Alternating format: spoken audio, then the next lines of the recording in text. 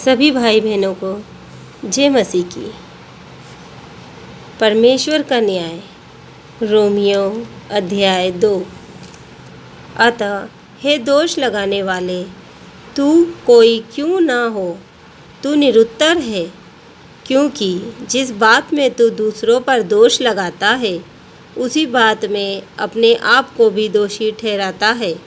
इसीलिए कि तू जो दोष लगाता है स्वयं ही वह काम करता है। हम जानते हैं कि ऐसे ऐसे काम करने वालों पर परमेश्वर की ओर से ठीक ठीक दंड की आज्ञा होती है। हे मनुष्य, तू जो ऐसे ऐसे काम करने वालों पर दोष लगाता है और आप वे ही काम करता है, क्या यह समझता है कि तू परमेश्वर की दंड की आज्ञा से बच जाएगा? क्या तू उसकी कृपा और सहनशीलता और धीरज रूपी धन को तुच्छ जानता है?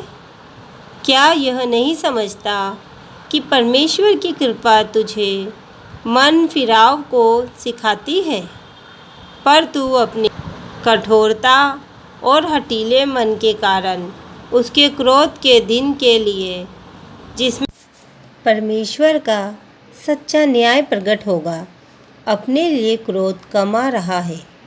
वह हर एक को उसके कामों के अनुसार बदला देगा। जो सुकर्म में स्थिर रहकर महिमा और आदर और अमरता की खोज में है, उन्हें वह अनंत जीवन देगा। पर जो विवादी है और सत्य को नहीं मानते वरन अधर्म को मानते हैं, उन पर क्रोध और कोप पड़ेगा और कलेश और संकट हर एक मनुष्य के प्राण पर जो बुरा करता है आएगा, पहले यहूदी पर फिर यूनानी पर, परंतु महिमा और आदर और कल्याण हर एक को मिलेगा। जो भला करता है पहले यहूदी को फिर यूनानी को, क्योंकि परमेश्वर किसी का पक्षपात नहीं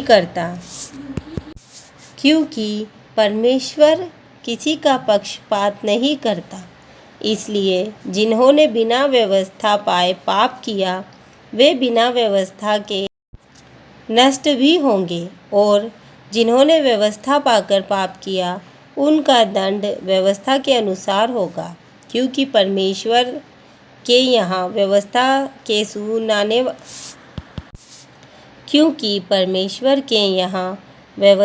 के सुनाने वाले धर्मी नहीं, पर व्यवस्था पर चलने वाले धर्मी ठहराए जाएंगे। फिर जब अन्य जाति लोग जिनके पास व्यवस्था नहीं स्वभाव ही से व्यवस्था की बातों पर चलते हैं, तो व्यवस्था उनके पास न होने पर भी वे अपने लिए आप ही व्यवस्था हैं। वे व्यवस्था की बातें अपने अपने हृदयों में लिखी हुई दिखाते हैं और उनके विवेक भी गवाही देते हैं, और उनके विचार परस्पर दोष लगाते या उन्हें निर्दोष ठहराते हैं। जिस दिन परमेश्वर मेरे सुसमाचार के अनुसार यीशु मसीह के द्वारा मनुष्यों की गुप्त बातों का न्याय करेगा। यदि तू यहूदी कहलाता है और व्यवस्था पर भरोसा रखता है और परमेश्वर के विषय में घमंड करता है और उसकी इच्छा जानता और व्यवस्था की शिक्षा पाकर उत्तम उत्तम बातों को प्रिय जानता है और अपने पर भरोसा रखता है कि मैं अंधों का अगुआ और अंधकार में पड़े हुओं की ज्योति और बुद्धिहीनों का सिखाने वाला और बालकों का उपदेशक हूँ और ज्ञान और सत्य का नमूना जो व्यवस्था में मुझे मिला है, अतः क्या तू जो दूसरों को सिखाता है अपने आप को नहीं सिखाता? क्या तू जो चोरी न करने का उपदेश देता है आप ही चोरी करता है?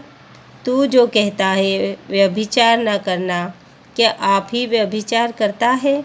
तू जो मूर्तों से घृणा करता है, क्या आप ही मंदिरों को लूटता है?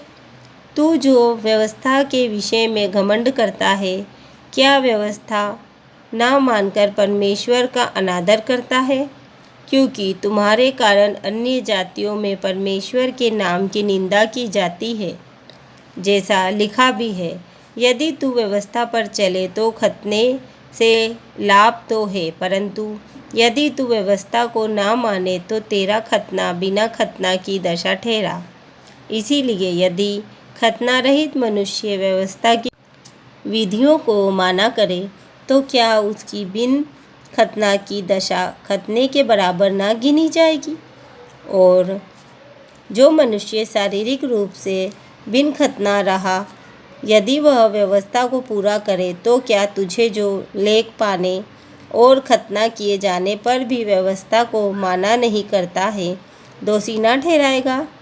क्योंकि यहूदी वह नहीं जो प्रगट में यहूदी हैं, और ना वह खतना है जो प्रगट में है और देह में है, पर यहूदी वही है जो मन में है, और खतना वही है जो हृदय का और आत्मा में है, ना कि लेखा का। ऐसे की प्रशंसा मनुष्य की ओर से नहीं परंतु परमेश्वर की ओर से होती है। रोमियो अध्याय 2।